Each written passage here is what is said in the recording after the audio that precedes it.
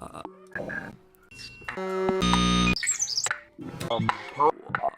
time. Watts. Composer over. With Nick Versey. Composer over time. Watts. Composer over time. With Andrew. Over. Composer over. Composer and Composer over time.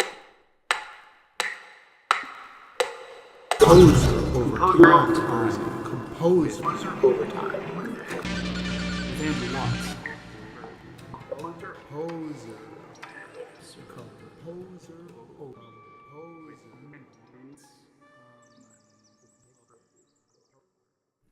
Welcome to Composer Overtime. My name is Andrew Watts. And I'm Nick Versey. Composer Overtime is a series of interviews featuring discussions and works by innovative composers across the world today. Nick and I are both composers and doctoral candidates at Stanford University and will be facilitating these chats each week, sometimes with Bay Area guests and sometimes on location across the U.S. and internationally. During each episode, we will hear a new perspective on the contemporary music landscape, find out about the composer's creative process and musical background, as well as listen to some of their recent work. This week, our guest is Eoin Callery, an Irish composer living in Mountain View, California. His works have been premiered by several leading musicians today, including Severine Ballon, the JACK Quartet, Splinter Reeds, Now Hear Ensemble, Ensemble Pamplemousse, Radical 2, Quince Contemporary Vocal Ensemble, Ensemble Liminar, Rage Thrombones, and Ensemble Retrodisco. Eoin began his university education in composition at University College Cork, and later received his master's at Wesleyan University, as well as his doctorate from Stanford University.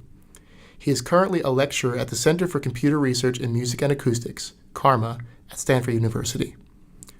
Eoin's creative practice and research focuses on electro-acoustic systems relating to chamber music, performance space augmentation, and sound installation.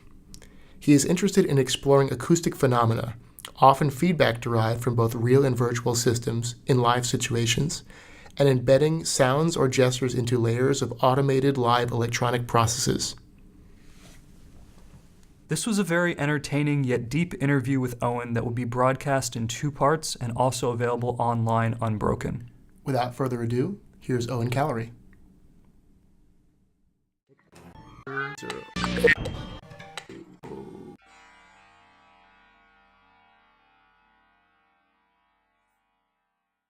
So, Eoin, thanks for joining us here today. We're really glad to have you around. Mm-hmm.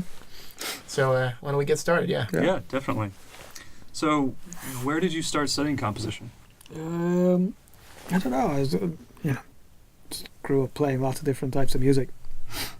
More folk side or band side of things. You learn a little bit of like tin whistle in Ireland. You think a room of 30 recorders is bad. You haven't heard anything until they're all on tin whistles. So, God bless Mrs. Keegan. Like, I don't know how she has any hearing left. Like, but she had us all play, and they were actually good. Like, could play for like a 9-year-old, a 10-year-old. You could actually play like a proper set of reels. So, what was your personality like in this context? Were you the class clown with a whistle? No. Everybody actually was. I'm not going to go into the whole story. Like, it was a weird. Put it this way: it was my one of the kids didn't want to go back to school one year, so his older brother was like, "Don't worry about it," and firebombed the building, and took out the whole. This is the elementary school, so it was just a weird town. Wait, one of the kids from the elementary school? His older brother was like, "Oh yeah, don't worry about it." And they petrol bombed to school. Like, that was perfectly normal. So it was a bit of a wacky place. So there's these 30 kids are like, we'll take out all of this weird Where in shit. Ireland is this? This is in Dublin, in a place called Baldoyle, which is it's in Irish. It's called Ballyadule, which means the town of the dark strangers. Wow. Which was the first place on the mainland in Ireland where the Vikings landed, and they would have been berserkers in like fur, and it's pretty much continued. That's the atmosphere. When I was growing, it's now completely different. It was like right on the edge of Dublin city. Now it's kind of part of that. Like, Dublin's turned into a real city. It wasn't like that when I was growing up. Mm-hmm. And, what was it like when you were growing up? It was kind of almost a collection of small of these little towns, like little neighborhoods, sort of linked.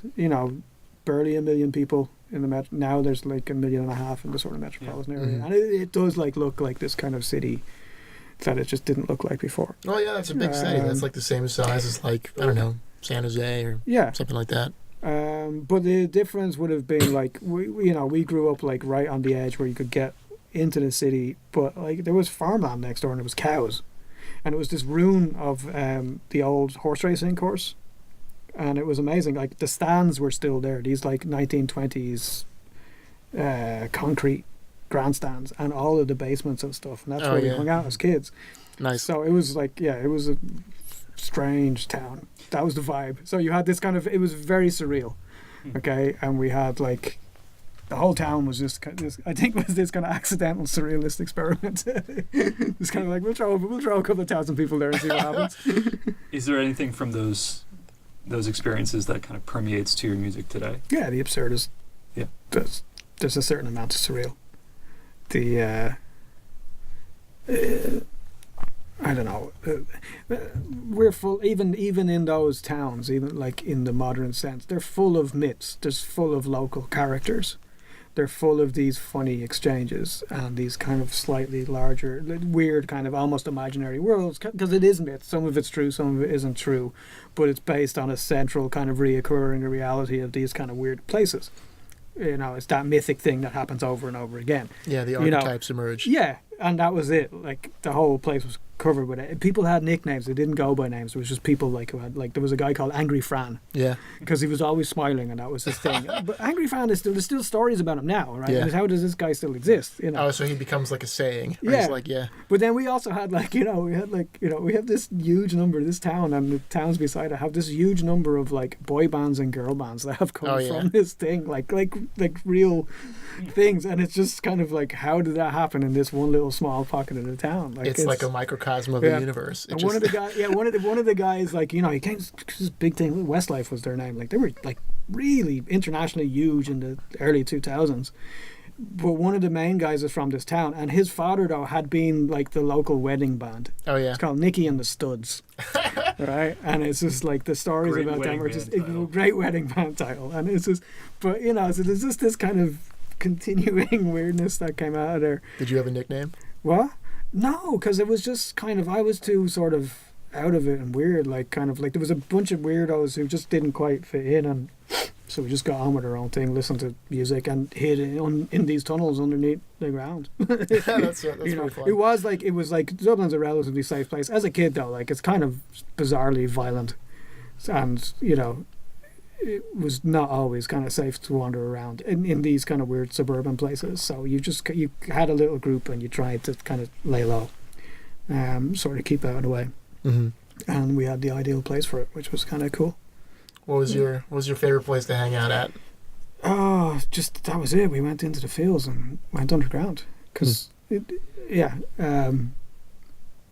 everybody sort of left you alone. Then it was sort of this kind of, it was a big space, just this open wasteland that stretched out about 20 square miles or so. Like, as a kid, that's a big thing. And that's pretty big. Nothing Nothing around. Yeah.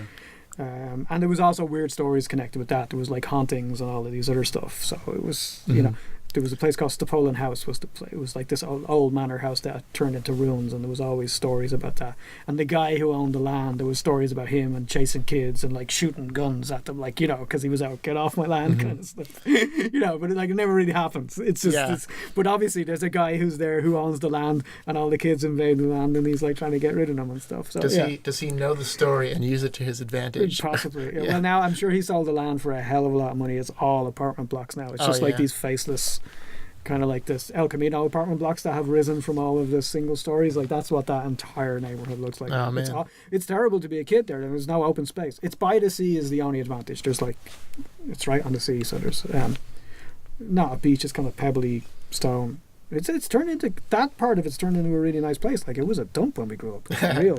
Well, what was the music like? Did you have like a local scene or? No, there was not. No, there was only the kids playing in bands.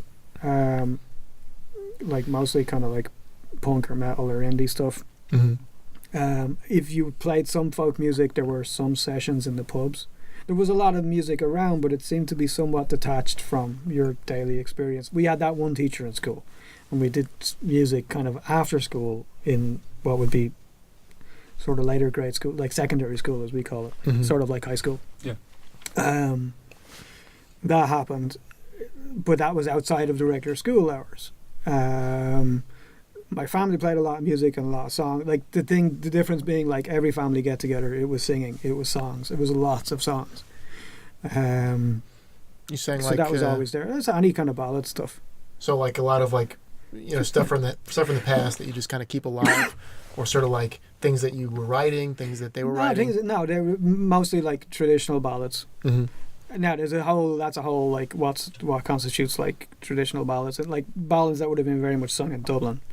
So a lot of these kind of early 1900s, 1920s rebel songs to do with like this Civil War, to do with like republicanism in the Irish sense, not the US sense. Yeah. So that would have been there, and then these kind of like can't think of his name. You'd have these funny songs. The name is escaping me now. Like lots of Thomas More songs, things like that. There was a Dublin singer, I have to remember now his name. Let's see, I can't think of it. I'll send you a link. Yeah, we'll put it up. We'll put it up. Post a link. Fix it in post. Did you like the music? It will come back to me halfway through. Yeah, I loved the singing. I thought it was great.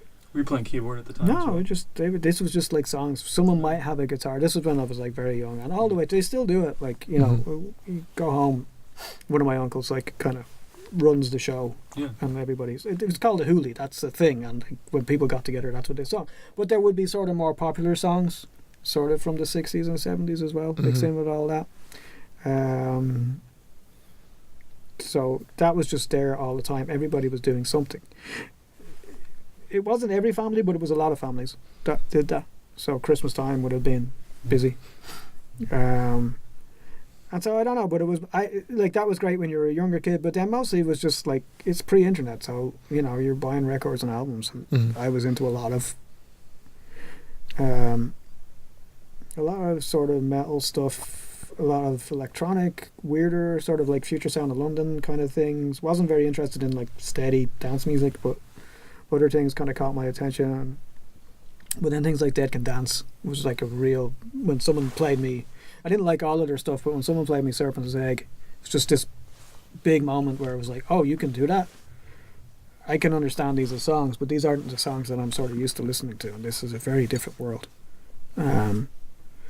So yeah, and it was just, music was always there. Like, you grow up like, Paul Simon, Gracelands came out when I was like 8, to hear that pre-internet when you just weren't exposed to music from other places like that, it was there. Wow, great. My brother had like some John Lee Hooker albums. I love John Lee Hooker. Yeah, but then my mother and father would have like Fairport Convention or Paul Brady and Andy Irving. Like they're like, mind-blowing albums just to hear that sort of stuff. Frank Hart, sorry, that was the name of the singer. It's a very nasal voice and it's saying like that, and it's like his you can't listen, like a lot of people can't listen for more than 10 minutes, but him as a song collector was like he just vacuumed up all of these songs from, because like that's going back to the ballad days. Like there's a thing in Ireland where like during the Napoleonic Wars there's 200 songs for Napoleon and 200 songs against. That's a lot of songs, often with the same melodies, just the words change, but like just from that time period. Efficiency. Yeah, so Frank Hart would collect all of these kind of things, and like my father was big into that, and a couple of my uncles, my mother's side, they'd sung in like music halls and dance halls and stuff, so it was just all there. And everyone had their party piece, so that was their thing. They still do. You go back and hear the same song again for another time. So what about... I don't know where that came into the composition thing, but yeah, it's just... so like... I always wrote stuff. But were you... did you kind of have this moment, or, I don't know, a couple moments, or remember like a piece or something that you remember hearing that was sort of part of the classical tradition instead of something that was part of just the local, whatever kind of came across your desk? So that's going on too. Like, so at the same time, the National Concert Hall in Dublin, the lunchtime concerts were free. It's the National Orchestra. It still is. It's amazing. Yeah. So, my mother would take me to those in the afternoons, because she worked in the city in the afternoon. She worked in like a newsagent, and when I was a little bit older than me, and she'd bring me there, or my father would bring me in the evening sometime, and that was always there. So the demarc, and they listened, so they were singing all this ballad stuff, whatever, you know, but they're also listening to operatic arias, you know. Mm-hmm. So and it's they're all part of listening the to what's same going, world. and they're also like, you know, they have the Beatles albums, and they have all of this other folk stuff. There is no demarcation in that. There was no demarcation between this is like, Yeah. we understood this is classical music, this is a bit different, but that no, But it's all music. it It's was all just part of the happening same all world. the time. Yeah, I think the difference would have been when I was a little bit older. Sort of again, that Dead Can Dance Serpent's Egg album is like completely different. It's got a sort of song sensibility, but it's in this kind of madrigal sense, but then there's this electronic element and there's this kind of percussion element that wasn't in everything else, and that's kind of that's an interesting world. And just hearing stuff on the radio, really, again, and also being in Ireland, like we're a small little country, that the TV and radio station was so, they bought stuff from everywhere because they had no money to make their own programs. So we got all kinds of American TV, all kind of British TV and radio. They just bought anything, like, you know. We watched I Dream of Jeannie because like they got it for nothing, you know. Yeah. I have as much of reference to that as anything else. Irish Kids TV stuff was absolutely off the wall. That was great. It was just like weird, like it was like the Muppets on speed. Like it was really crazy. But like we also got like lots of British TV and stuff. But then we got like European stuff because it was cheap and free. So you see all this weird animation. It was like, oh, we'll try that on at 10 o'clock in the morning because we haven't got anything else. You know, and it was just as people were starting to go into Europe as well. Like my parents brought me interrailing when I was about 7 or 8. And you just see all this, you know, they didn't have sort of childhoods. You know, my father had to run away from home. He ended up in the army. My mother just said had to leave school at like 13 or whatever. And so they didn't, you know, that's all they did. And then when they got a little bit older, they were like, well, you know, we'll save up and try and show you something that we never had a chance to have. So just seeing all of those different things and all of those different influences, that was easy to demarcate things. It just wasn't there. And it's so I don't know where it came from other than just generally being interested in music, and then but being interested in a music that has a certain intellectual, not superficial intellectual thing, but some kind of, What's like a someone's pairing. made a particular effort and has thought about the placement of things. Someone has asked a question about something, you know. Even like a 14 or 15, you don't quite understand that, but you can kind of trace that trajectory, and just that this thing is trying to focus on something and point out something. Is it something about the spectrum? Is it something about, you know, the shift, the juxtaposition of two things? And these kind of thoughts are starting to come in. Mm. And then it was just I left school and I just continued playing in bands, and it was just like worked in record stores. You know, you don't have record stores anymore.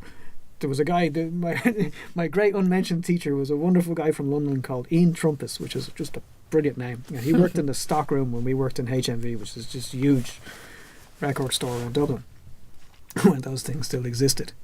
And the guy was just this encyclopedic knowledge of particularly 50s, 60s and 70s London club scene music. He knew everything, and would just bring out, he would buy it. He was the guy who would be ordering all the import albums before like there was streaming, so you have to, like, you know, not everything was available, so let's just, like, you know, look up these obscure labels and see if there's a distributor. Okay, and he would just have record after record after record of thing, and just his, again, this is this whole other avenue that opened up, just kind of the way he talked about these scenes, and he knew everything about it. He knew about the infrastructure, why they had arisen, the clubs, the promoters, just, you know, that was an amazing education.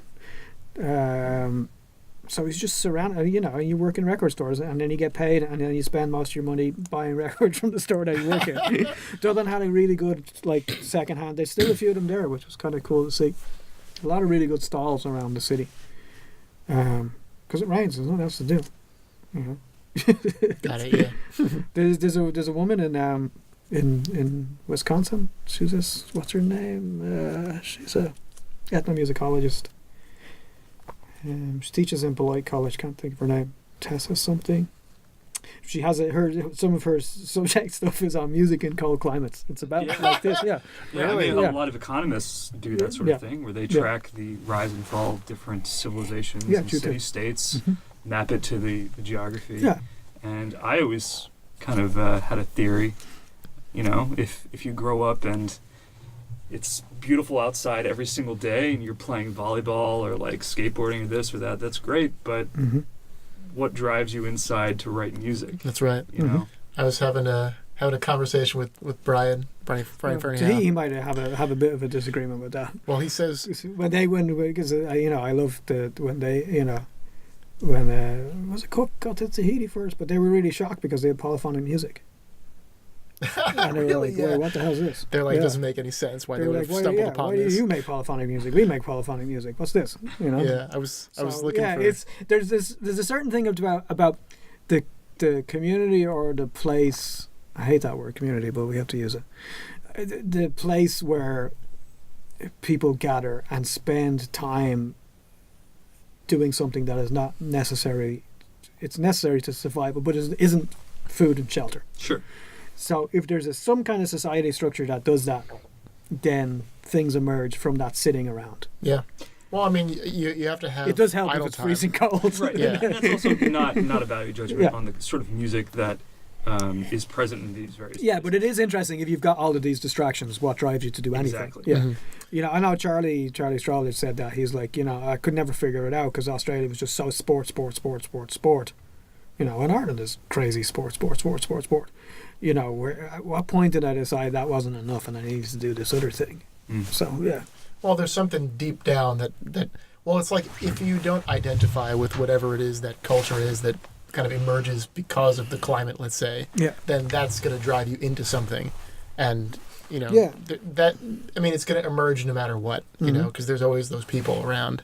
Yeah. So I remember Brian was telling me, when I was looking for a new place to live, I was like, yeah, I know. I was like trying to go find real estate advice. Real estate advice. Composition professor. Real estate advice from Brian Fernie. Yeah. He says, I know you want to go live in a nice place, but you ever hear about those artists who had an artist colony down in Carmel by the sea? Yeah. He's like, they all killed themselves because it was too nice down there. And they weren't getting anything done, and nothing kept them going after a while. Chelsea had that one. It's either you either live in absolute opulence or you must live in absolute poverty and terror. There's no in between kind of thing to make anything. I mean that's one way to try it out. But, which one I pick.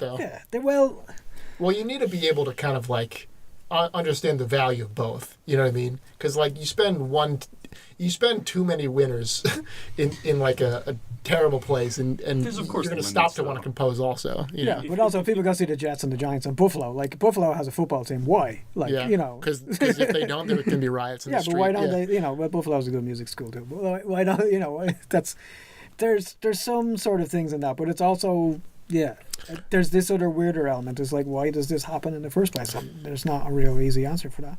Ireland is interesting from going Well, look back. at what the art is, if you look at the art that comes out, it responds to the lack of something sometimes. Sometimes, and then sometimes it responds to things that are there and whatever. I don't know whether there's a singular thing.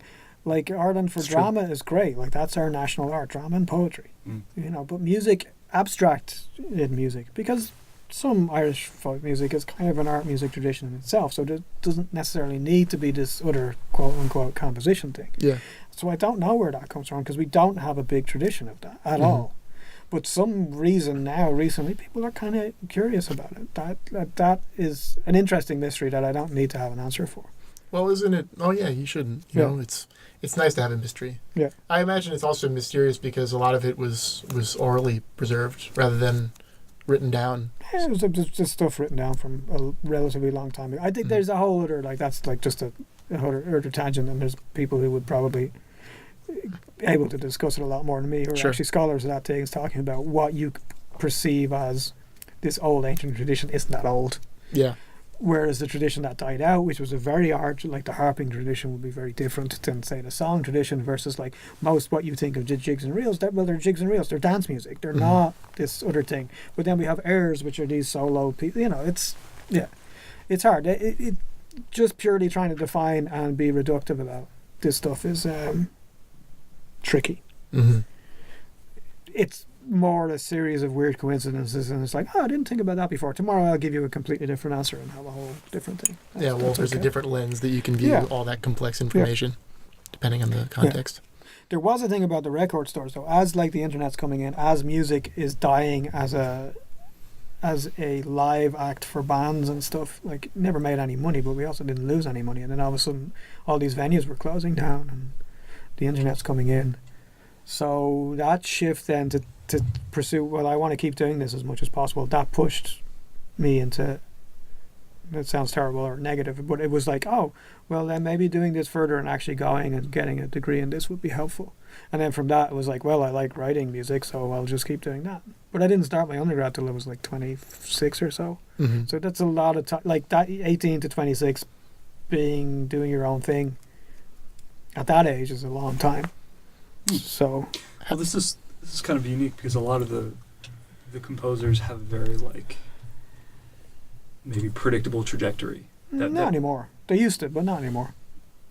Like, if you look at all of the people who've been here, like, you know, say Van, Jesse, Andrew, all like they, you know, Laura, same thing. All have weird stops and starts at all of this stuff.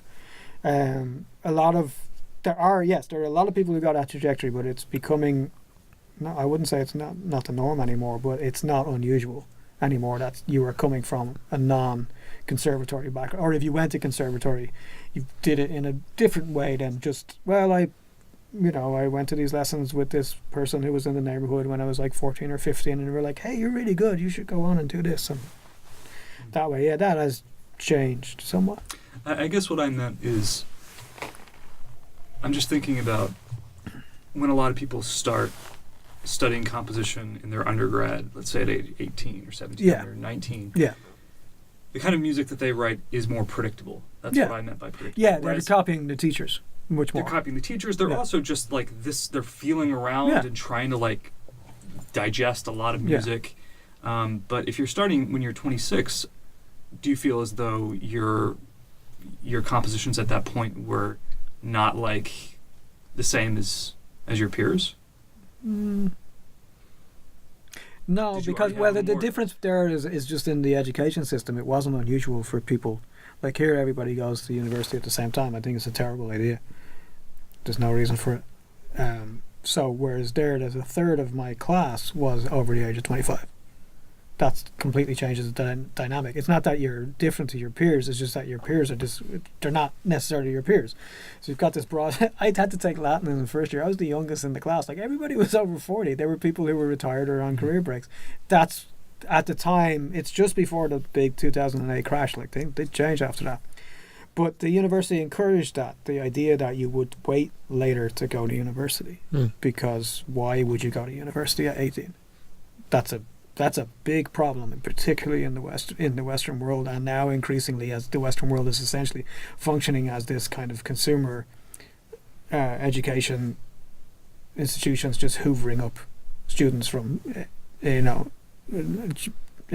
students from China and India and everything else, particularly in the humanities. Like, there's nothing wrong with studying at those ages, but there's no reason why there is the economic push, because your tuition goes up 5% every year or 3% every year, so you can't wait. I think it's awful. You're just losing a wider spectrum of possibilities. You might not necessarily be ready for it. Yeah, it's like if you would. Well, not even ready. Just like you might not make the most of it. Yeah, you won't make the most of it. You might not be personally at that point. You won't have had enough horrible jobs to know that I should really go and do something about this. Oh, the youth is wasted on the youth. Yeah, as they say. Yeah.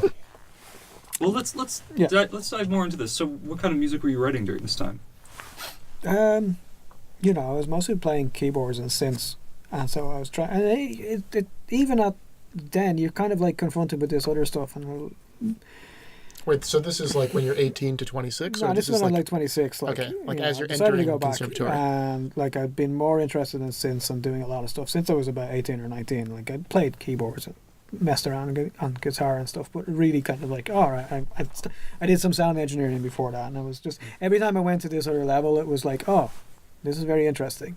I want to learn more about this. And eventually, it was actually someone who had done sound engineering who was like, oh, you should go. I was like, I'm thinking of going back to school. I want to, I was thinking about where you're teaching. And he was like, no, go to Cork. He's like, I went there as an undergrad. And he would have been a, quote, here it's called a non-traditional student, there it's called a mature student. We were not very mature. That's like, when you're watching TV. That age is just like, it's it's like when you're watching TV for mature audiences only. It's that's why we're watching this. That was it. So I went to Cork, and Cork just had this very strange program where, they had a lot of the battles that are going on in academia now they'd already crossed that, because there had to be the notion of like, oh well, we've got this idea of Western art music, all right, but what about this Irish traditional music? That's our thing, so that should be in. And then it was like, once that door was open, it was like, well, what about this jazz and pop? It was like, yeah, okay, we'll have that too. It was the first place that had electronic music, which they then subsequently closed down because the government cut money, but that always happens. Mm-hmm. So it was just this, my requirement as an undergrad.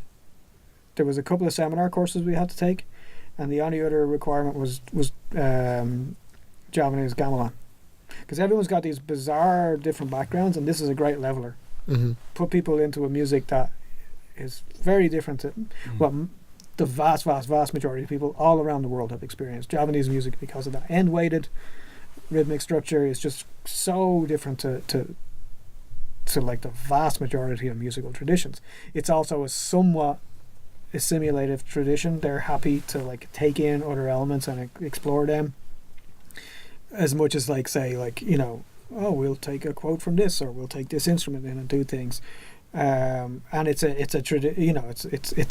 one of these living traditions. Javanese composition, new composition is really interesting. Javanese art, modern art, experimental art is amazing, and if you don't know much about it, you should go dig into it, because it's like some really, really interesting stuff.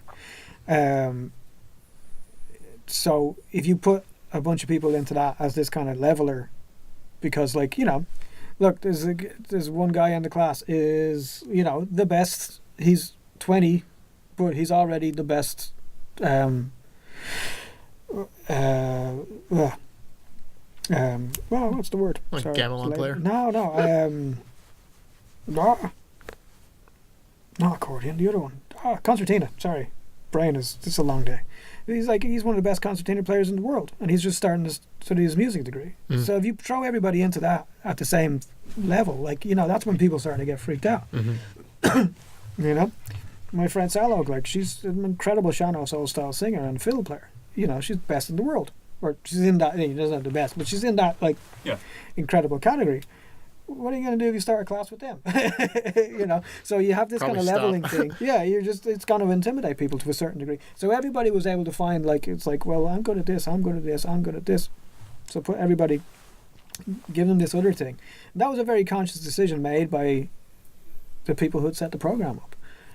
But also we had, that first year, we had this seminar on the notion of Wagnerianism. It's not just about the music of Wagner. Hit it on day one, where it's actually about this, like, trying to understand what the music was about and what is its impact currently. Like, what is its resonance still in the world.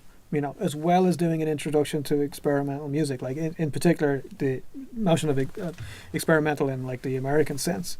That's your first year in university. That's a very different experience than even in most European places. Like, it's quite a unique course. So your music is just like, it kind of gives you permission to go, maybe I should just find out what I do and just go and do that. And then it will find its way. So like you're messing around with like kind of just intonation stuff, but you're also messing around. I just got interested with the idea of the piano, but only worried about things that would happen on the keys. What are these other articulations that you could do? And then just from that, it just turned into lots of different other things. Process became the big shift, is being able to understand the notion of process and art as process, particularly from American abstract thinking. You go down to the what's it called here, the Anderson collection. The influences of that on sort of certain American musical traditions are obviously big. That fed into a lot of what we were, as well as looking at Like there's a great Irish fiddler called Tommy Potts, looking at some of his music, because he's playing in this quote unquote traditional thing, but he's just dragging in quotations from everything that was around him in the 50s and 60s, showing like he just made his own kind of world from that.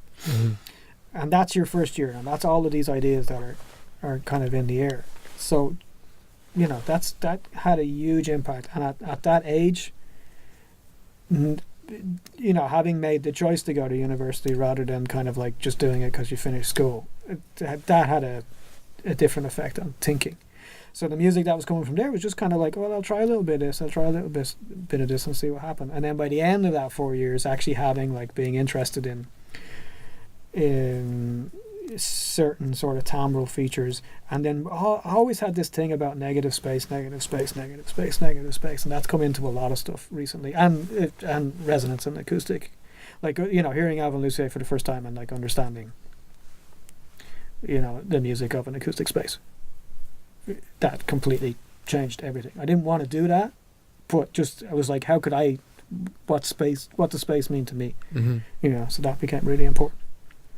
So when was it, would you think, that, because obviously you had a long period where you weren't kind of attempting to sort of like parse apart all of the influences that you had, but then suddenly you enter university and you're kind of thrown into this arena where you're starting to kind of form an idea of yourself in a certain sort of sense. When do you think that started to kind of come together? Or has it about it's serious, about 6 months ago. Yeah. Really, there's a lot of things that have been kind of kind of fumbling about on the edges of things. And that's finally... I'd say the last 2 years, definitely something has happened that was kind of different, and it was like, that's the thing I've been thinking about for a long time. And there are things like, we'll probably get onto it, like, oh, what are you doing now? Right, so we've been working on this kind of virtual acoustic stuff, and that's been on my mind. I had no idea where I would even start with that, but it's been on my mind for 15 years. What do you mean by that? You mean kind of like designing your own artificial space, which is but like what you can do to it, can you make that dynamic? Yeah. Like how can you interact with that? And it's not just space change. Like, so we've been working on some experiments here and stuff. So you've got to do it live. You've got to cancel the feedback. So we developed a system that does that. But kind of my bigger contribution to that stuff was then going, I can now detune this space. And I can do other things with it, and I can control the feedback and turn it on and off and do different things. What do you mean detune the space? So you just put a pitch shifter on the reverb output, but it's of this particular live space. You have to know where to in the system, because of the way it cancels the feedback. You have to know where to put that. So we've been tinkering around with some of that, and all of that stuff has been on the edges of things. The other thing that was important was the last couple. I've always been interested in process, but also like various kind of automated processes that just exist. The electronics exists here, the music exists here, something else exists here, and just the kind of funny ways that they meet. That's been going on sort of since my undergrad. But again, just finally learning how to do it the way I had imagined it happened about 4 or 5 years ago. Yeah, halfway through Stanford. And then added on to this other thing really in the last 2 years, but certainly in the last 6 months, suddenly things are like, this is the thing I've been thinking about for a long time. That again, going back to that idea, like finally realizing that, composition was this idea of asking a question, or this idea of trying to point something out, like art as the notion of pointing things out, not like some great expression, like, some great expression of a political ideal, or like some notion of identity, or some notion of the great masters, or all this kind of stuff. Just that what you do as an artist is point at things, notice things, and just kind of follow and see what happens. Realizing the things that I was interested in, but realizing how long it would take to fulfill them, and just kind of going with it. So those issues have been there for a while, but it's really only relatively recently where it's all sort of smushed together. So, is there a work that you can point to where that changed? Yeah. I play like probably the one for Retrodisco, which was and Radical 2, and the two pieces. I was thinking of Radical 2. And the two pieces with Severine were like all of those ideas kind of popped together. Yeah. But now I haven't had a chance. It's kind of I'm working on some stuff now to put in the virtual acoustic stuff. That's where that's kind of now I can do a lot of the things that I was doing not offline, but had to do things to stop to play with the feedback in a different way. I don't have to do that anymore. Maybe we should play one of those pieces now. There you go. Yeah. Yeah, I'll play the Severine one first. Because it's kind of... Yeah, it was just this kind of silly idea. Like, it's a duet where there was kind of both things were just written completely separately and they just kind of fall together. On a rhythmic structure that was completely dispassionate to the pitch material that would go in. So there's processes on the bow, like basically change everything in the fingering, as well as it's being accompanied by a disc clavir. That's prepared. That's prepared. Just so that it wouldn't I could less for the preparation sounds, although that's great, but it just meant dynamically it could be, the attack without a long sustain, it wouldn't overpower the cello, and so any amplification, there is amplification on the cello, but it's quite soft. And then you've got this feedback system that's just kind of doing its own thing, and they just cross at various different points. So that was kind of like, that was the first piece where I was like, oh, I'm happy with that one. I've stumbled upon something here. It wasn't just a stumble upon, it was like, oh, I like that one. Yeah. If I heard that somewhere else, I'd go, oh, that's pretty cool. Yeah. What's the name of it? Who Heard What and When.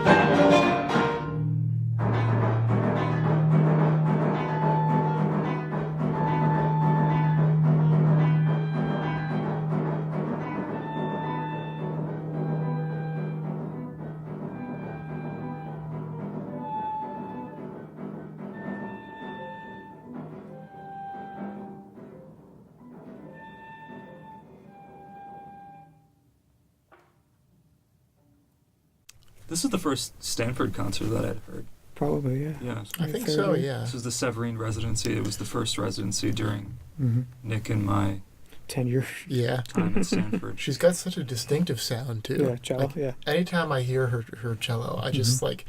I just think, like, "Oh, it sounds like my piece, but Yeah. just like it's like someone else wrote it. Yeah. I remember I had listened to whatever recordings I could find of all of the other DMA composers Mhm. before I arrived at Stanford. And then to be on the concert with everyone, you're suddenly confronted with a lot of different personalities Yeah. all at once, All at once. like Mhm. back to back. It was a good show, too. Yeah. It was a good show. Oh, it was like a powerhouse. Yeah. But that's just her as well. Like, she's, as a performer and as an analyst, I've never seen anyone take apart a score. Yeah.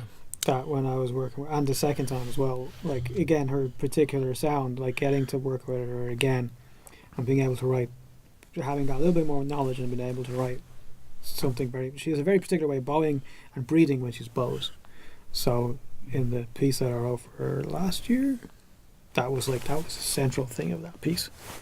Yeah, her sound ends up coming out Yeah. very, I don't know, it's a weird, I'm not sure how to articulate Yeah. it, but it's much more musical than a simple, Yeah, and I've heard Than her a playing on a simple, like- lot of different shows. She doesn't have that weird relationship some people have. Well, I don't mean weird relationship. She doesn't have that really intense relationship with a particular instrument. Mm. She'll do that on a $6,000 cello, and she'll do it on like a $40,000 cello, and that's Mhm. weird. yeah. You know, that's really, really interesting.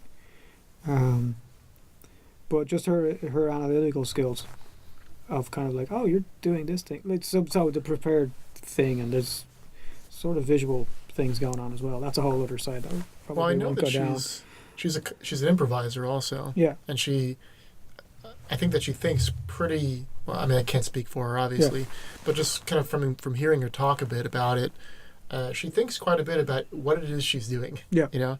Yeah. And so having that kind of insight into a piece that's being interpreted of Yeah. yours is immensely helpful, because Mhm. it's the difference between having a conductor who knows what they're doing and Yeah. one who doesn't know what they're doing, you know? Yeah. And I remember she was here for another concert where someone was playing the Lachenmann solo piece. yeah. And Sound. yeah, that's right. And she was pretty critical of the person playing it, Mhm. the cellist playing it, because they didn't grasp the way that she phrased it was the classical influence that it was sort of imbued with. Yeah, you know? and the idea of the object in between the performer and the audience. Mhm. Mhm. And she talked about that a lot. In that particular case, that being central to the piece. Yeah, it was like that's I think that piece, again, a couple of these ideas are going around, but then you work with a performer who's able to see that and is able to ask you questions about it and then drag it out of you. Yeah. And that was really important. It was at the right time. Everything just, got to have a time where I could experiment with the electronics a bit more and push that kind of feedback, these kind of automated systems that are producing feedback that's related to all these things.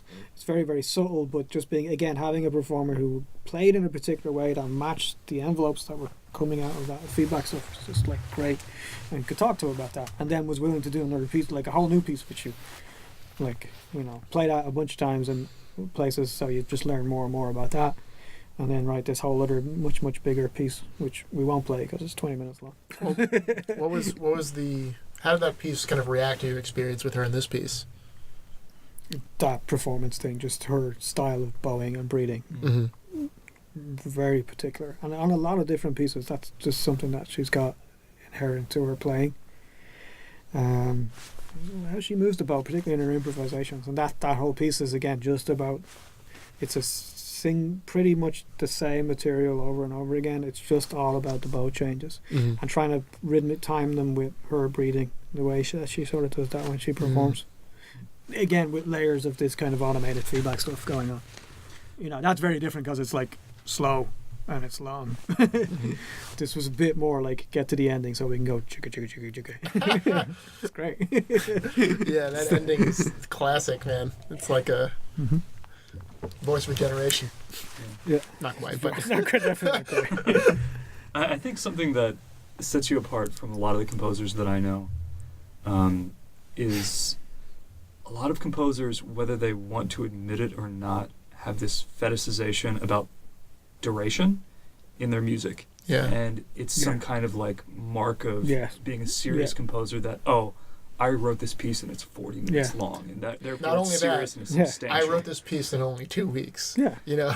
Yeah, whereas there's been many residencies where we'll all like be writing, 10-minute piece, 9-minute piece, 11-minute piece, and you'll come in with a 3-minute piece, and it'll be a phenomenal piece, and there's nothing, that could take away. And 3 minutes. I get the sense that you're not in the race for that. It's not about that. Why are you in the race with anybody? It's this stuff. This has to be about you. Yeah, exactly. And 3-minute pop songs, or in the case like I've got 20-minute pieces, because that's how long it took. And if it takes 30 seconds, right? Napalm Death Plane's going for like 0.3 of a second, whatever it is. Like, it sounds phenomenal. They've actually managed to get a song into that thing, versus like, I don't know, like, again, like Future Sound of London, listen to an entire album of 45 minutes, and it is those individual pieces. It's a singular work. Like, that's... Yeah, I think of your Quince piece was very brief. That's the shortest one, Yeah, brief, but also brilliant. Like, it was really meaningful. Can you say something meaningful in this amount of time? If yes, then that's great. Yeah. If not, then why make it longer? Yeah, which is, it's the Feldman stuff, as he went into like the ridiculous length. There's a couple of times where it doesn't work. And it's a pity he died so young, because he was really getting there, figuring out what you can do over 4 hours. Some of the pieces work really, really well. Some of them not so much. I went to see the Berlioz opera Trojans, the double thing, and you just know he never got to hear that piece.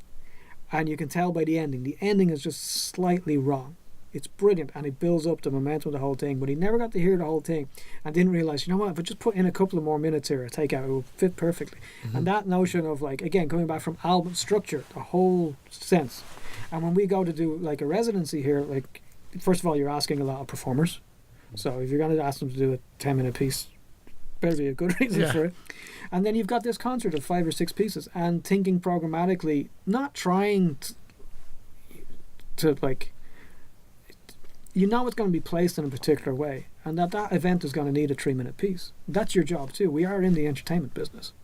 It's not like it's. We might think of ourselves as a particular type of entertainment business, but we're there, like, you're asking people to come to a concert, sit in the thing. Well, it's not all self-indulgence. Yeah, it doesn't mean that you enjoy everything or whatever, but it's not even that it's self-indulgent or whatever, but you're trying to draw their attention to something. If you're trying to draw their attention to something, then you have to understand the scale that you're operating at. 7 pieces, some of them will be this length, some of them will be this length. The instrumentation may not change, or it may change, or in this case, solo cello. So you better think about that and trying to get it together. Whereas like the next piece with Severine, like, it's nearly 20 minutes long. It started off going to be much, much longer, and it just wasn't working, and you just have to go cut, and that's it. Well, it also probably has something to do with the idea of art as process, right? Where, like, when the process is done, the piece is done. The piece is done. That's a great way of like finishing things. Now, there's interjection, like in the stuff that we do. Like, it's not that 1960s, 70s singular process. No. There's these multiple things that are going on at the same time, but they do generally give you a sense. The other thing is, like, listening to stuff as you're doing it. We spend a long time abstracted from the sound, and sometimes you gotta go, even if it's a very bad rendition of it, just being in it, to understand what's the proportional structure going to be. And then again, useful, but it's also really tough. It's really tough, but that's our job. Is tough, and it's not easy to do. But like, you could music not do it, but then it'll just be worse for that. Yeah, there's some people who do it, and some people won't. You can't outdo what someone else is doing. You have to find your own, not necessarily find your own thing. So you were just unique. You have to, like, that's the way I think. So that's what comes out. And if it needs to be done in 30 seconds, it'll be done in 30 seconds. If it needs 3 hours, it'll be 3 hours long. There's and it's Webern, like, done. And everything that needs to be said is said. Well, that's the proof of it, is that we have different pieces that do very different things over different amounts of time. And all you need is one to sort of prove to you, yes, this one works. Like, of course, in a conversation, that's true.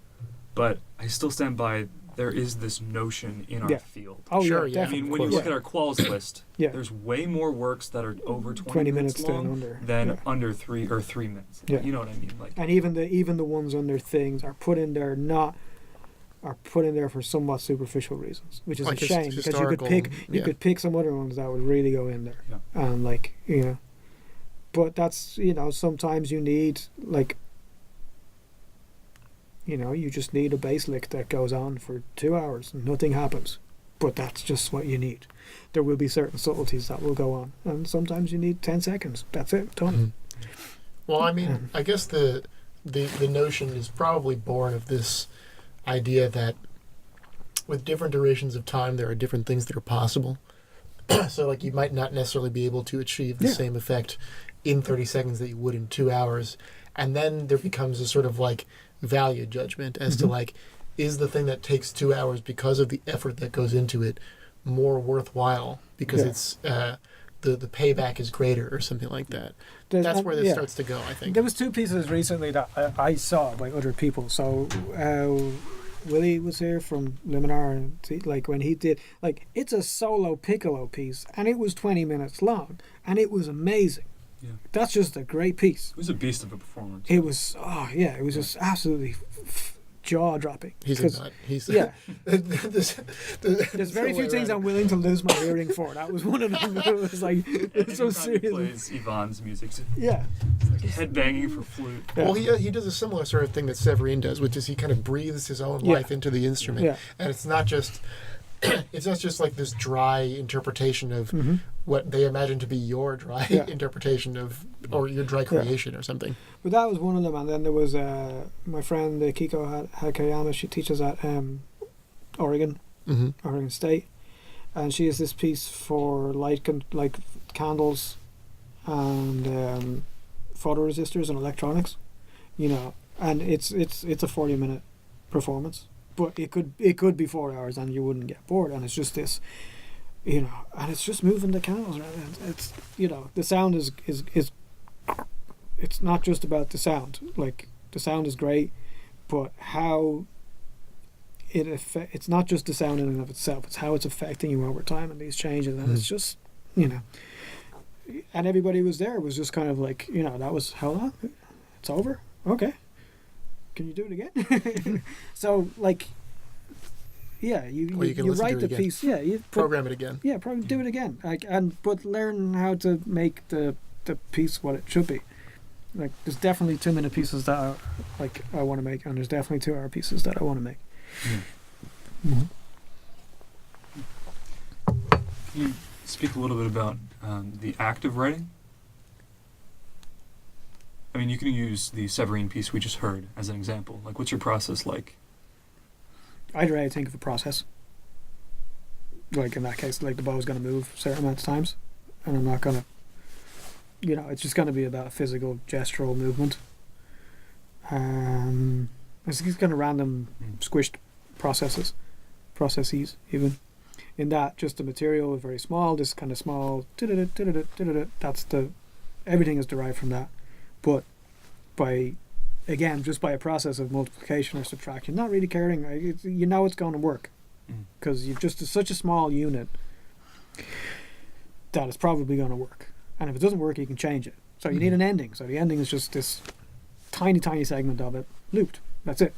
So sometimes, like, so there's these processes going on of like this multiplication and subtraction, and we're going to have the 2 instruments are going to do this. Then there's this layer of like feedback. It's just a bunch of filters moving, like turning on and turning off. And you calculate kind of a rhythm for that, and then you just let the 3 things roll. And I don't know, it's not like, I don't think about it too much. It just seems to work most of the time. And then when it needs a little bit of massaging, it gets massaged. I really just think about, it's very hard to start from blank canvas. So just having a couple of processes and not caring about what they look like when they come out the other side. Just thought exercises. What if it was just about the bow? What if it was just about, you know, what if like all of the pitches, instead of that dot meaning that your finger is touching, that it's just creating these whistle tones, just these very silly little kind of like quick what ifs, and then let it roll and see what happens. Then actually playing with the material, so it's got this clavier, so I could hear it, you know, I could hear a lot of it. And you can have, even with like cheesy MIDI samples, you can hear a lot of what's gonna happen, so at least structurally you know the lengths. That's really important. If I get in and listen and work the thing. One thing that does happen a lot. Do you try to bridge that gap as soon as possible? Yeah, definitely. Yeah. And often I actually start. One thing I should say, I often, particularly because most of my stuff is electro-acoustic. Can't remember the last time I wrote a purely acoustic piece. A long time ago. But I start with the electronics because I don't want it to be an effects pedal.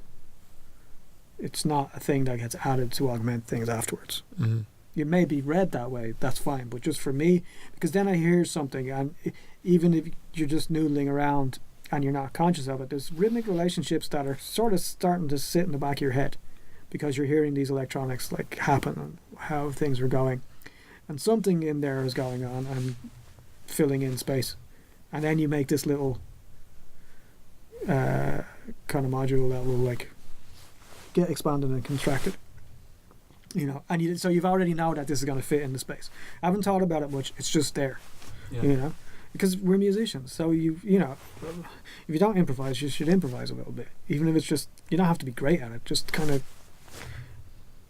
get a feel for those things. Well, get to the sound as quick as you can. Yeah, well, because that's definitely. Also like if you have a blank page, then you know anything that you do. Improvisation is a good way to kind of like get something out, just to have something to like look at and respond to, or else if it's only comes out in a perfectly shining moment, then it's not going to happen that way. Yeah, and if you're and it's great. Like if you're Ferniho, that's great. It's going to work. You're going to have all of these things built up before you ever hear anything. But you're not, you know, you're not going to out Ferniho. So don't. You got to find your own. My thing happens to be playing these funny little exercises that again, I'll give you a different answer about it tomorrow, but it seems to be something about very small amounts of material, just applying processes to them or thinking about a process to them and just kind of, we'll just throw this piece of material in and see what happens. Mm-hmm. You know? Eliane Radique talks about this a lot, where she's just changing one thing at a time and just not worried about it. It's the patience when you're dealing, in her case, with this originally with the synthesizers and then dealing with musicians, just to realize, no, I know I could make this more interesting if I just tweak it, but not going, no, there will be a certain number of actions that are going to happen, and just trust that you have X number of years experience of doing this. Mm-hmm. Even if you're not conscious of it, other things are going on, you know it's going to work. So just trust your inner artistic self, and it will sort of come out. But those little things, like listening to her music, and that's why it's just kind of what just happened, you know. She knows when to start and knows when to finish. That's really important. Mm-hmm. But after that, it's just trusting that you've done this, you'll get through, and not being afraid to change things in rehearsals. Mm-hmm. You know, the system is just there to build a thing. It's not there to be like worshipped. Yeah. Mm-hmm. Well, it's also not the complete thing. You know, it's. Yeah. Without the person there, nothing comes out of it. You can get into that. It's a very undergraduate debate of like, what does it mean to have a complete piece of music? Sure. You know, and whatever. But like, it's just don't get too worried about it. I mean, like you there literally is a difference won't even hear it. Yeah, but you know, and the opposite of that is like, you know, Bach played by a modern symphony orchestra is generally awful, like compared to something that would be the size of the not necessarily all of the instruments that like from that time, but something about the size of that. It's a very different experience, okay? But there can be 1,000,001 interpretations with that type of consort or ensemble versus like kind of, you know. So no hard and fast rules, but just get in, think about, like, you know, you're already thinking about the material. You're already thinking about even the things you hate. All of those pieces that you've heard for your entire life are in there, and that's just churning around. Mm-hmm. So just ask a question and see what happens, you know. And as also, it's like, what's the worst that could happen? That's true also. Yeah. I mean, like, you could write a bad piece, but that's probably okay. Piece. You've definitely written a bad piece, and that's probably okay. Well, you're going to write one even if you don't do that. You know, look, if you write really 2 or 3 really good ones in your entire career, like really good ones, that's pretty good. You know? The difference between us and commercial music is that it's not just that we're like faffing about, so therefore everything is great. Like there's nothing worse than new music reviews at the moment. Everything's brilliant. It's like, it's not. Can't possibly be brilliant, right? And I know I've sat through the concerts, It shouldn't all be brilliant. Yeah. Well, also, what does that even mean? Yeah. I mean, the thing I'm always thinking about with these concerts is, okay, it was done well, but so what? Yeah, or also like it's good and it's okay being good. It was very enjoyable, but it was not like it was not like the time I heard X, Y, or Z, and my mind was like was literally blown. Yeah. So like that's kind of silly, and we just have this weird pressure of having to describe things in a particular way. But like if you write 3 or 4 really good ones, well done. Because it's hard because you're not trying to go to the current standard. Like, I'm not so worried about types of music. I get very concerned about, like, the spectrum. Everything sounds so similar now, right? It's been mastered in a particular way. The bass, the mids, and the treble. Whether you're in classical music, whether you're, like, in extreme metal, whether you're in hip-hop, they've become bizarrely similar in terms of, like, the recorded replication of them. Yeah. The thing that we do, you have to turn up and sit through it. I love albums, but that's what they are. They're works of art that exist to be played through a certain type of medium. And the thing that we do, hopefully, is mostly about being there in person and being live and taking chances with the spectra that we explore. Yeah. And so that means, like, if you're going against, like, the entire, listen to a recorded opera. It's awful. It's nothing like the real thing. Because the voice has been completely privileged, all of the instruments have sub bass that just ain't there, because that's how we record that music and broadcast it. Go and listen to it in a hall, and it's like, oh wow, this is just like humans are doing this. This is amazing, And then something like it's not quite perfect because the stage direction means they have to move down stage or whatever, or like the orchestra's going to play it a little bit different every night. That's what we do. That's really important. And we don't have to worry about getting it right all the time. We have to worry about trying to strive for that thing all the time. And you'll get it sometimes, and you get it, and sometimes you won't. Yeah. Well, that's the thing about the criticism, too, is that if it's all brilliant, then you lose the ability to acknowledge when it actually is brilliant, Yeah. And it doesn't mean that we're all going to agree on what is and what isn't. That's fine. But, like, just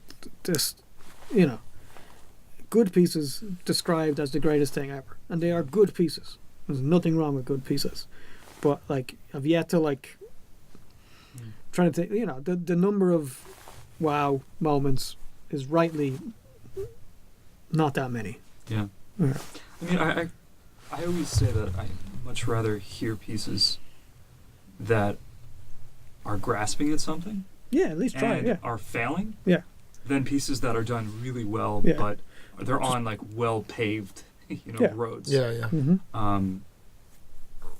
Of course, it would be great to get the transcendental experience of something that is both very particular, new, and also done to a very, very high level. But as you mentioned, like if you get a few of those a year, that's a lot. As a concert goer, yeah. And good and entertained is just fine. Yeah. Are the grasping at things and going that Often that big one is often that's really great. Or that big one, as a composer, because I'll go to a concert and be like, oh, this thing that you were getting at, I have a totally different take on that, and it may fail, not fail, success for you, whatever, but I'm getting something different out of this than what your perception is, and I'm going to go run with that in my own weird direction. I think what we got very lucky with here was there was such a strange mix of personalities and styles that we got a little bit extra, because when you put on a concert, the 7 pieces didn't sound the same, and it was very rare that more than 2 pieces not sounded the same, but were even inhabiting the same sort of worlds. That in itself gives you an interesting juxtaposition on an audience, an interesting juxtaposition that have a very different experience. So we probably got a bit more mileage out of these than maybe you would have on another program. Yeah. So you have to, I think that's really important. Program. So the Radical 2 program was 4 pieces. Yeah. These were 4 pieces that were probably could not be more different. Yeah. Yeah. That was my favorite one, I think. That was my favorite concert here. It was where we got to finally begin to pull it. It took a bit longer, but it was where it was like, oh, we can do anything now. Great, let's do that. Well, now if you're thinking about how your piece is going to be perceived in the context of a program, when the program changes and allows more space for you, then you have you have different decisions to make. Yeah. Or you have I don't know, your decision making becomes honed in a way that kind of allows you a bit more of what you might do in total isolation or something like that. Yeah, you understand the. It's like you have things to put in relationship to each other, and automatically then that forces choices in any aspect of your life. The great problem of a lot of what we do is an inability to make choices because we're terrified of making the wrong ones. Like, so what? Okay, if you're a heart surgeon, you might. That's the blank page. Yeah. So the blank page represents like all possible choices. Chaos. Yeah. It's just like basic. you have to derive something from that or put something into it. Yeah. So be like, sort of like, a kid kids are great because they just get on with it. Right, so they have a blank page, but very quickly they just whatever. It's like, I have a cup. Well, that cup is now a giraffe, and I don't care what you tell me, and that's it. And they're off. Through drawing one thing, it just comes into something else. I started with a giraffe, but by the time I got to the head, it was a totally different animal. So like, let them at it, and that's just like, that's kind of what we do, but with a different sort of. Well, we have like another narrative that we tell ourselves about that. So, how do you describe what you do? You have like the bio description, which is, I am interested in blah blah blah blah blah. I'm interested in entertaining people and making music. That's what I do, and I'm interested in art. And the reason I'm interested in art is because we're humans, and that's it. Art helps us deal with things. Also, it helps us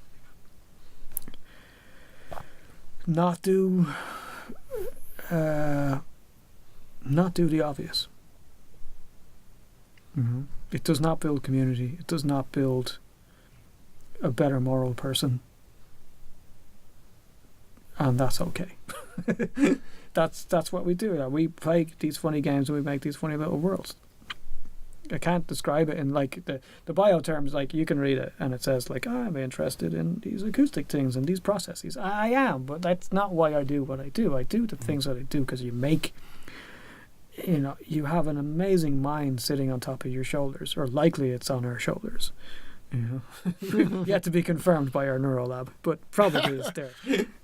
So it could be in the foot, but we're not. Yeah, we're not totally sure yet. Foot mind. Foot mind. Yeah. But that's it. Of all the things that you could possibly do, have an imagination and enjoy it, because it will teach you something about. You're seeing humanity through all of these things that we do in the humanities in university. Like, it's not about studying music. It's not about studying history. It's studying humanity through those lenses. If you jump that way. It's an insight. It's something that's like a. It's not just it's an insight. Is even like too tame. It's like, because if you don't think of it as kind of like an experience of lensing, you just end up limiting. It's like, well, what's it good for? It's like, how can you ask that question? That's terrifying. Yeah. It's good because it just gets the thought process going, and other things come out. The amount of things that I've learned, practical and non-practical, because of what I do, has been phenomenal. I couldn't possibly have, even though I've been thinking about these things for a long time, I couldn't possibly have imagined it 10 years ago. That's it. And every time you play a gig, every time you play a piece, you learn something. It's the same way as every time you walk around the city, you learn something. Mm-hmm. It's no different. It's a process in itself. So it's a way of you understanding the world, digesting. It's not just even understanding the world. It's just it's the nature of existence. You're here for whatever amount of time that you're here for, and it's not a nihilistic thing. It's like, well, we're here, we might as well kill some time. It's more well, it's kind of the opposite of a nihilistic attitude. Oh yeah, completely. Yeah, I have no time for. Well, you might be nihilistic if you do not engage or you'll pretend with this capacity of yours. Yeah, or and like I can write some miserable music with the most miserable of them. That's fine. Like, but it's not about like, oh, can I put another Samuel Beckett quote at the start of my piece? Because it's not fair. Because Samuel Beckett's hilarious. particularly if you read it in certain accents, it gets even funnier.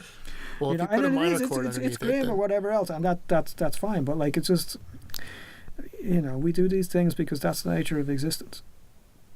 And I thought we were in education, and I'm sure, like, trying to explain that to other people, is that why do you do this? Because why wouldn't you?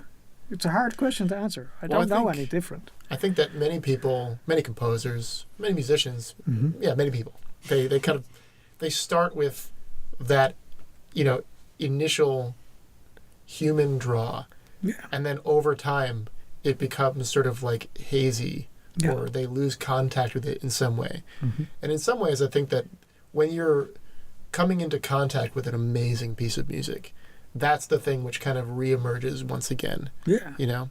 And so to be able to give that to somebody else, I think is a profound thing that Yeah. we're all kind of aware of on some Mhm. level. Yeah. And that's what we're aiming for. And I guess that's why failure ends up being such a hot issue with people, is because Yeah. on some level, if you're really invested in it, those are the stakes to you, you Mhm. know. But at the same time, if you do not take the effort or the freedom to kind of allow that thing to come out, because you're afraid that it's going to fall in your face or Yeah. something like that, it's never going to come out in the first place. Yeah.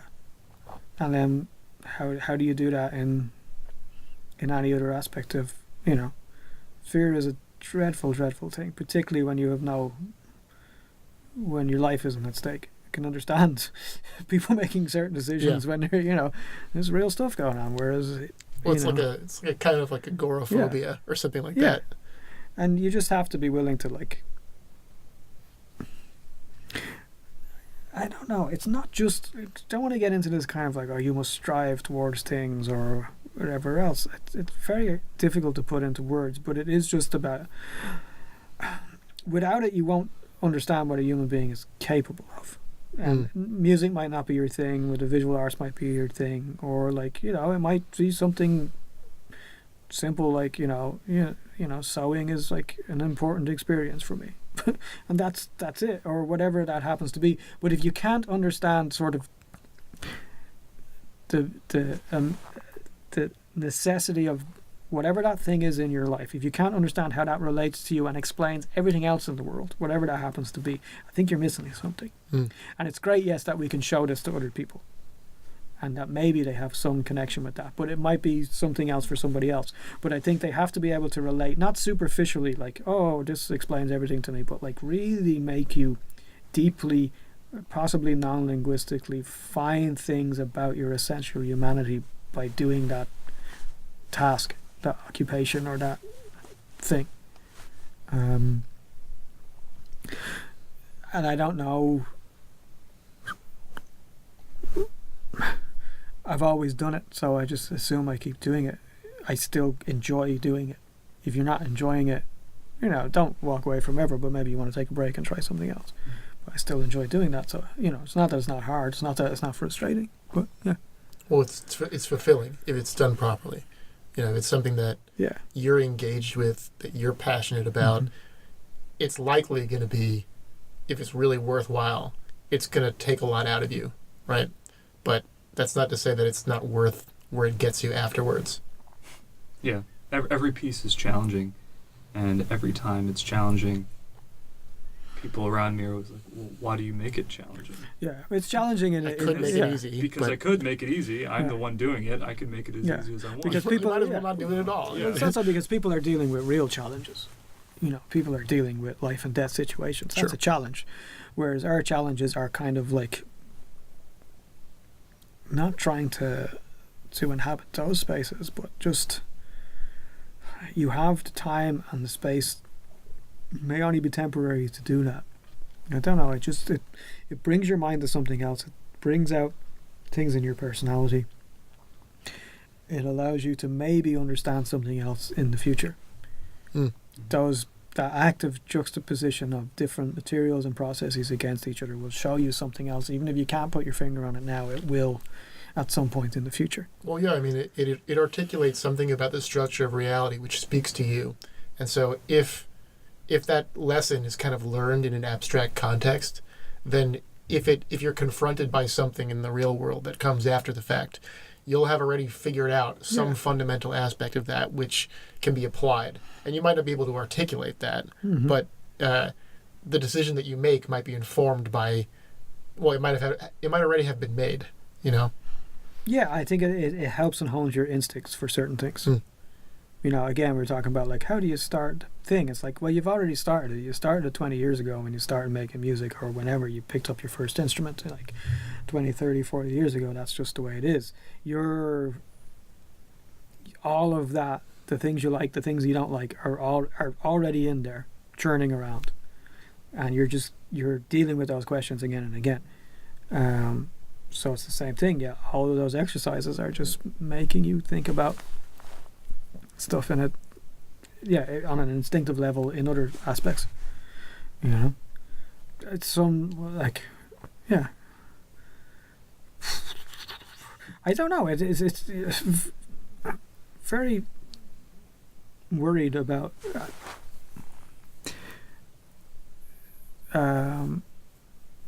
the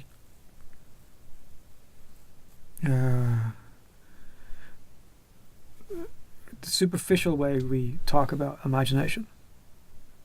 You know, oh, it's great, we should all be creative. Like, the difference between creativity and art are profound.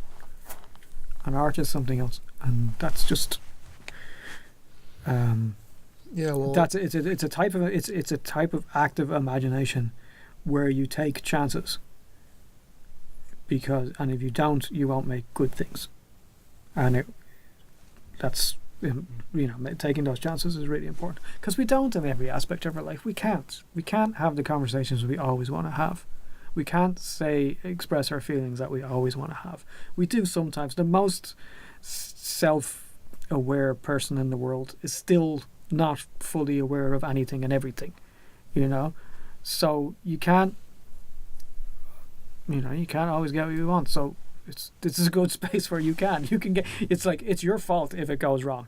Not necessarily that's a bad thing. Like, obviously you take the chance, but it is up to you. Well, it's under your control. Yeah, and you don't have that in all aspects of your life. You just don't. That's like, whether it's nature or, you know, earthquakes.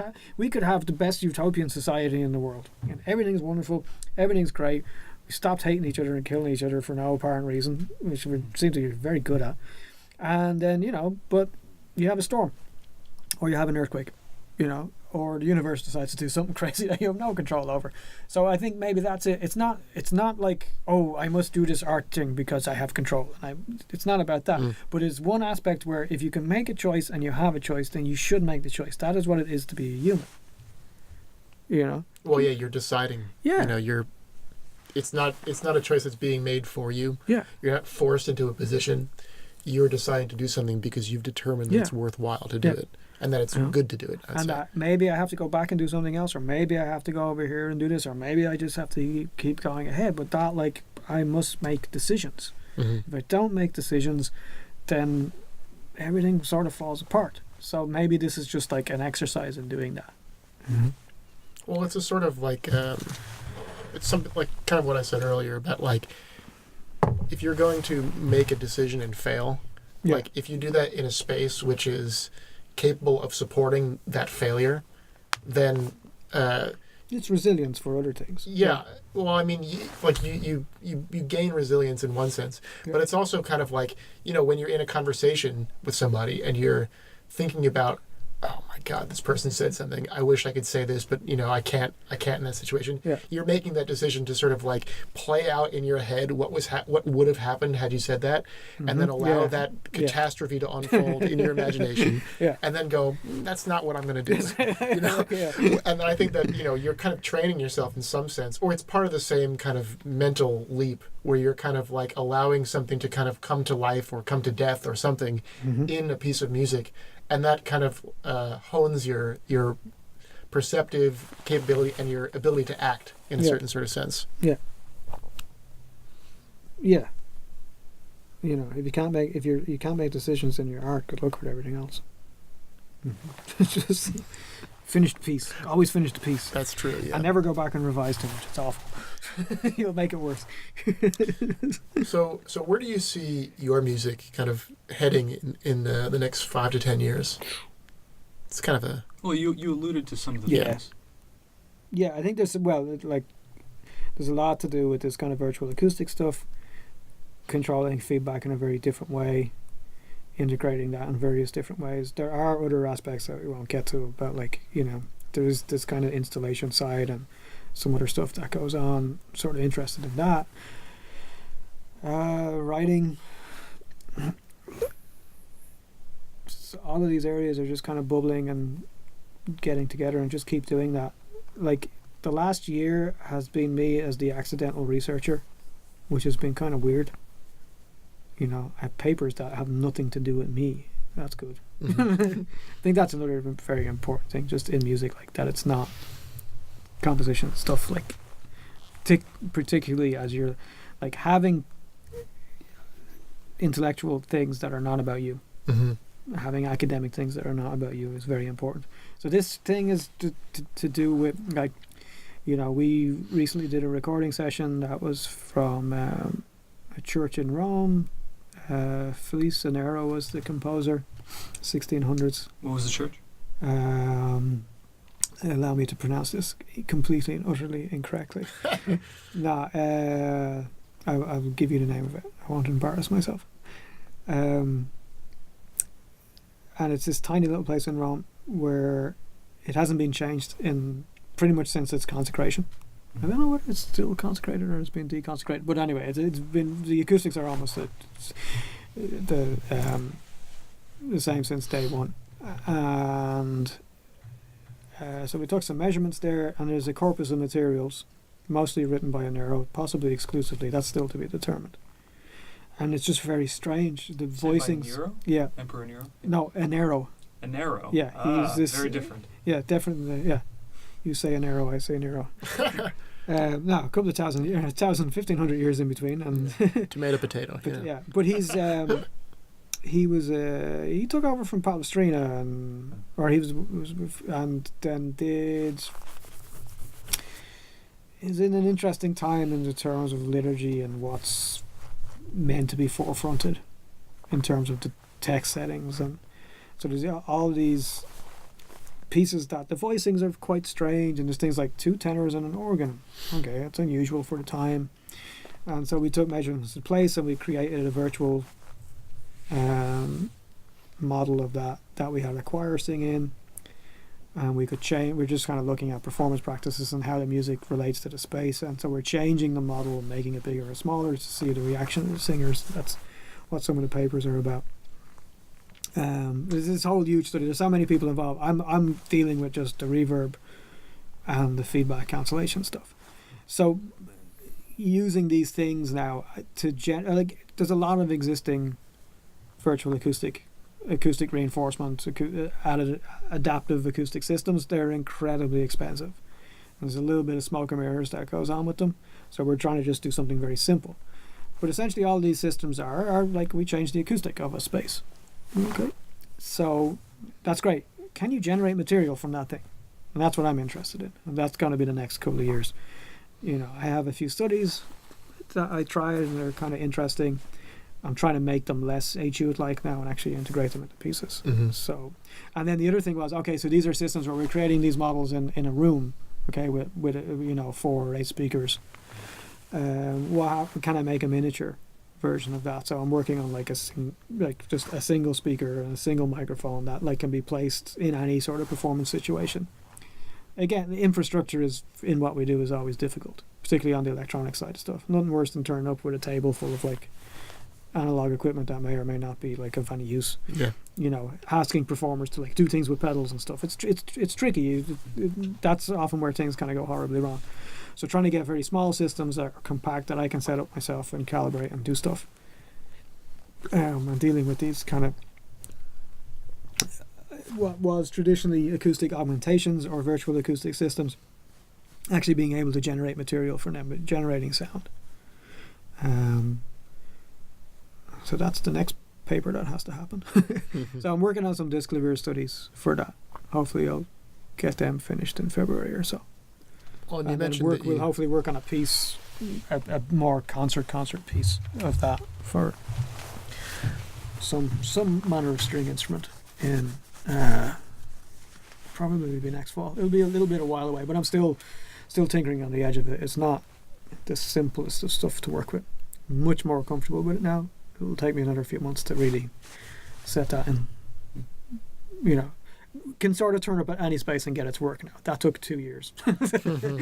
You know, and really the last couple of months have been like, hey, finally we got this thing to work. Mm-hmm. So now I've got all of these other different worlds. I'm trying to integrate all that into one thing. It's kind of is interesting. So you bring up a good point with it taking 2 years. Yeah. Often with composition. Well, this one's just composition. This is the nature of the research thing. I don't understand a lot of these things, and I just have to learn about them. And there's other people who don't understand some of the things I do. We have to learn about them. It's the first project where it's not. The music is coming. We're studying other things and other applications for this. This has applications in anything that requires an actual immersive experience, so that you can be in that acoustical space, and that is not mediated by headphones.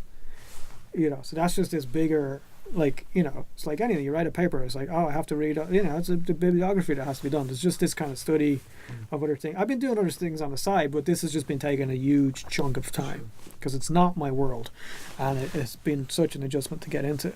And I'm not used to working on pieces for a very long time. I'm used to working on pieces relatively quickly. Mm-hmm. So every time I had a spare moment, I've been kind of trying to do these little kind of etude things and figure out what happens with it. And then, you know, life gets in the way too. It was great being a student for 5 years, but then I've had jobs after that, and that's just, you got to pay the rent. So again, on top of this, you got this research project that's on top of your day, your sort of, quote, it wasn't 9 to 5, but mostly, you know, on top of your job, on top of your kind of artistic interests, on top of teaching. That's kind of crazy schedule. It's now sort of settled down because we published one paper in September, and we've got another one that's going to come out actually ironically in Dublin in March. It's like, hey, I get to go to actually present something there. Well, you mentioned you also have something coming out pretty soon, right? Yeah, there's a group in Santa Cruz in Dexico. They organize a lot of shows down there, and I performed there last year. Yeah, this last January or last February, and they bring out these kind of twice a year. They have like a release where it's kind of a summary of what they've done for that year. They just got non-profit status. Like, it's a really interesting. That's a big difference. Like, when I came to the Bay Area first, and when I started at Stanford, wasn't a lot going on. And then all of a sudden, the Center for New Music started in San Francisco, and Berkeley had a bit more life, came back into it, and then in Mexico down in Santa Cruz started up, and all of a sudden there was like music to go to and lots of different places to go to. That's been really, really cool. And so a couple of people down there, Andrew Smith, David Kant, Madison Haying, Laura actually is working with them, Laura Steenberg, and a few others have like just been kind of slowly building this thing up, and they've actually got like really good audiences, really interesting, you know, not, you know, relatively traditional concert settings to like more, got a lot of interactive installation stuff coming up this year. So I did a show with them last year, and that's gonna come out, the live recording of that, and I was really happy with that because again it was this kind of like, it was similar to the second piece that I wrote for Severine, Not Even the Dead Go Free, and the piece that I wrote for Retrodisco, and it was just kind of a culmination of all of these things, but it was something that I actually got to perform, so that was very different. So I got to do my thing, and it was the first time I've been happy with taking these various worlds that I've been sort of working in and working on, getting them together. The feedback stuff worked the way I wanted it. The automated systems worked. Just the whole thing was kind of like, hey, I did it. I got the thing that I wanted to do. You know, it's the last piece of like before the virtual acoustic stuff. That's going to be the next big challenge. But it's kind of the culmination of a lot of different things. You know, it's much, yeah. And it was just, you know, I did a lot of live music before, and I don't get to perform that often for a lot of reasons, and it's nice to be able to go and do something like that. hopefully getting out to play this stuff a little bit more as well. Now that I have some more time, that would be nice. Going on the road, get the band back together. That's right. Is there another piece that thinking about featuring? Yeah, I'll play some of that.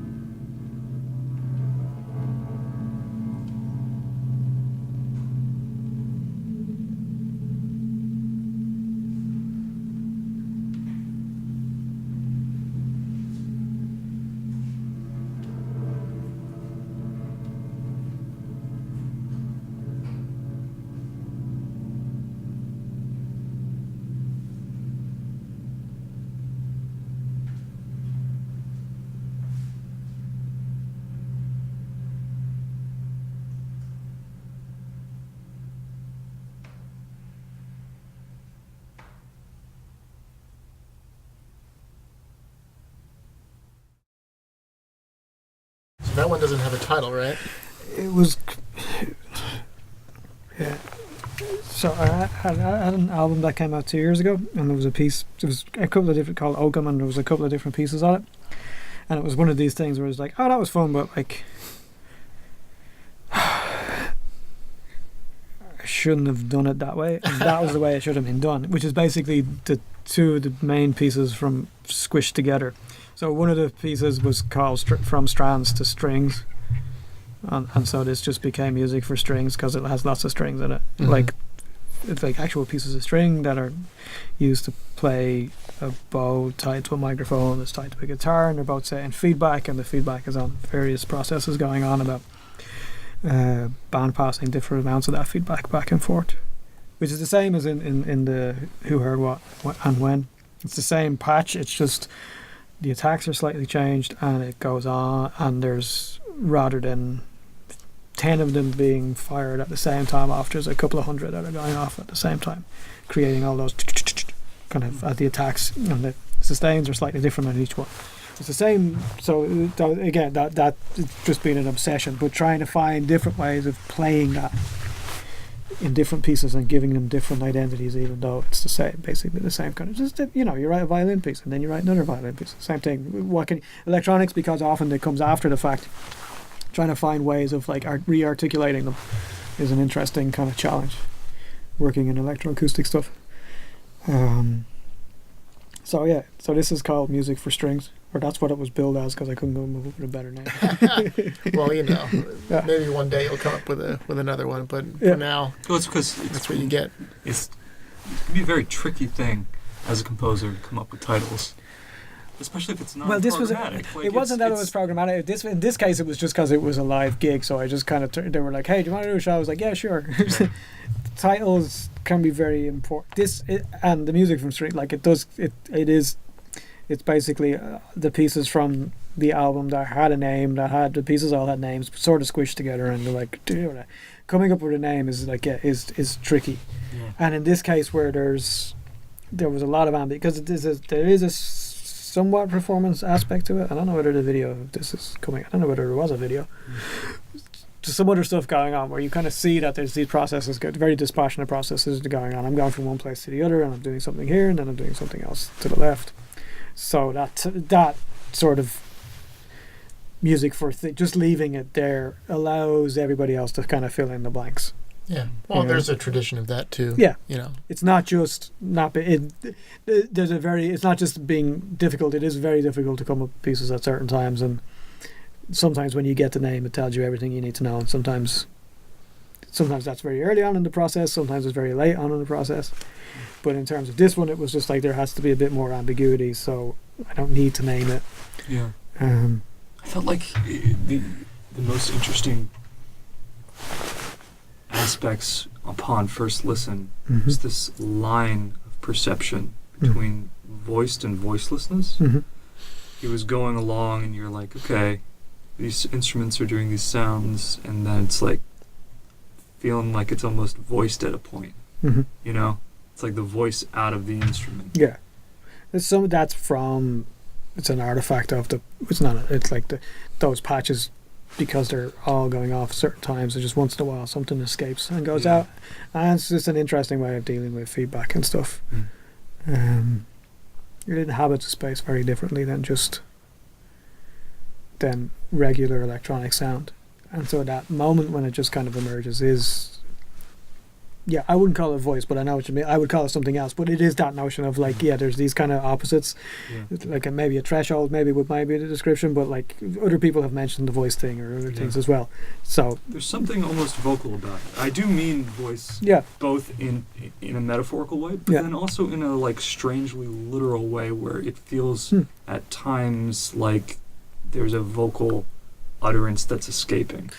A lot of because it's heavily compressed, and the way the bandpass stuff operates, you get these.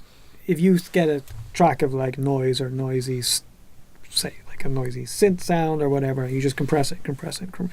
Those and it's hundreds of compressors, and they're all releasing at different times.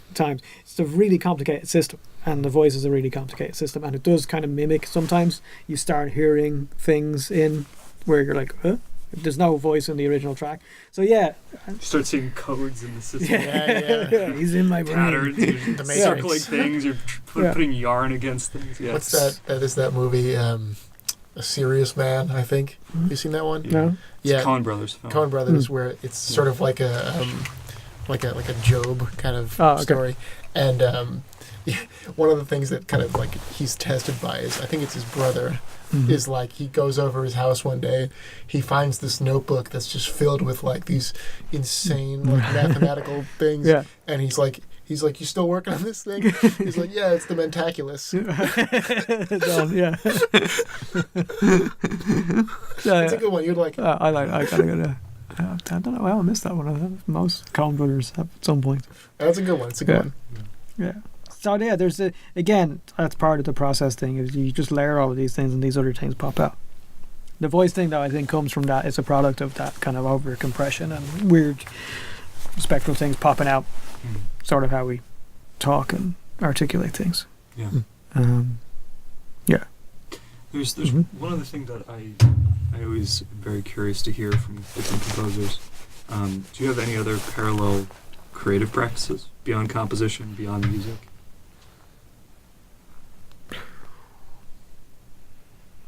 I cover a lot of different musical territories, so I never really felt a need for it. There's a little crossover in visual arts in terms of some of the more installation things that I've done,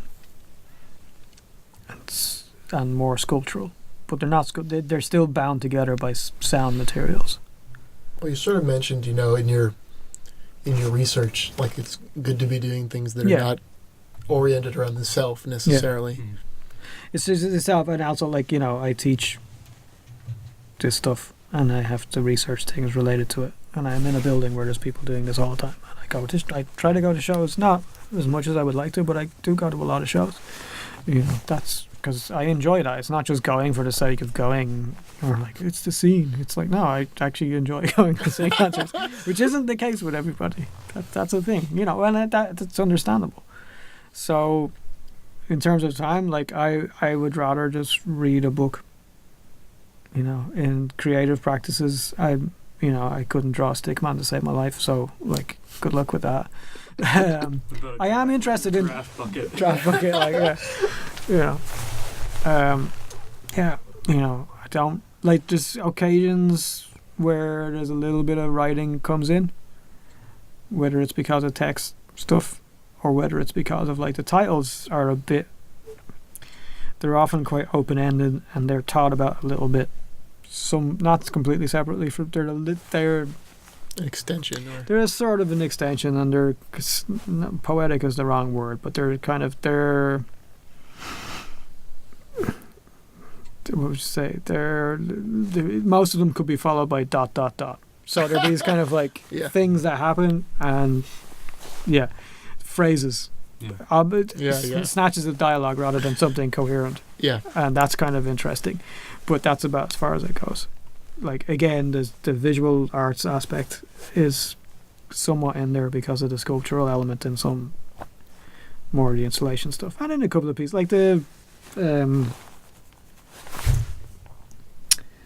the piece for was it Radical 2? Radical 2 has certain kind of sculptural aspects and certain gestural things. Dance is really interesting. Which is the one with the fan? Is that the one? That's the Radical 2. That's Radical 2, right? Yeah.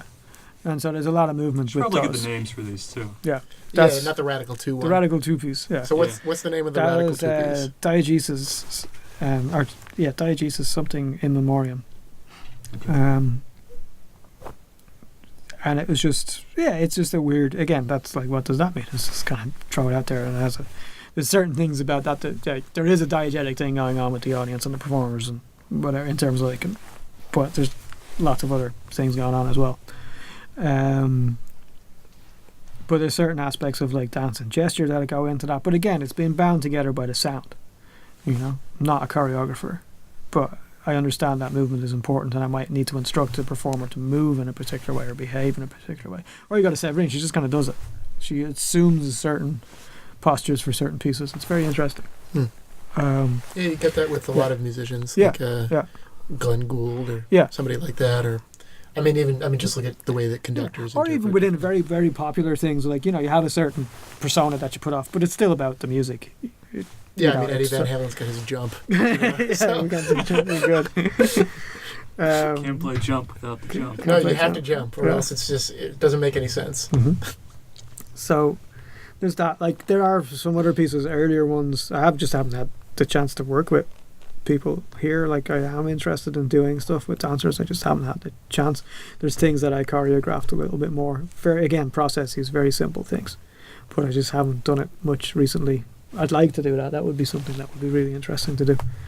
And yeah, see what happens. But again, even when I'm doing these things, it's about the sound. It's always about the sound. Make it about the sound.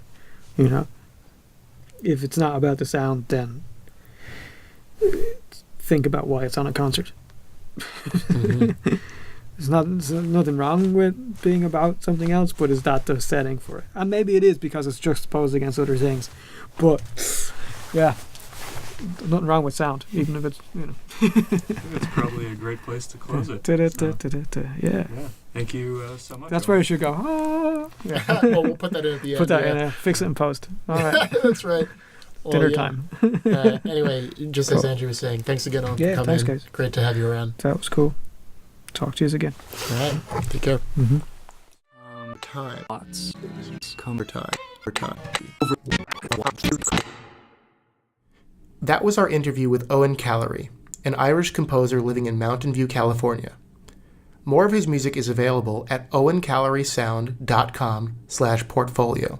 That's EOINCALLERY sound.com/portfolio, as well as on SoundCloud.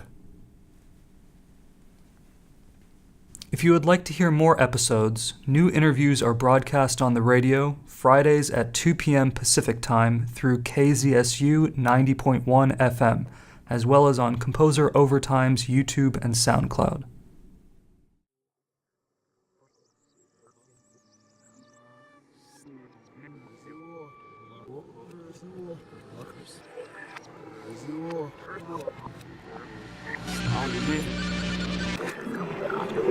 Zero.